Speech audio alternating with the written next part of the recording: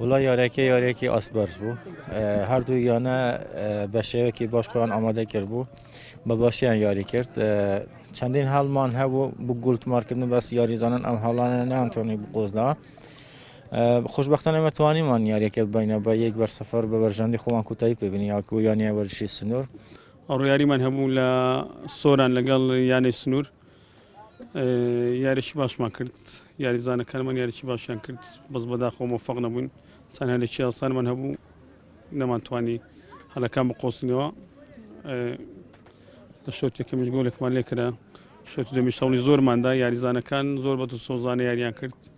بس بداخو نمان توانی انجام که یک سام کنوا دوران من اول دوم یاری من بو لخولی کردستان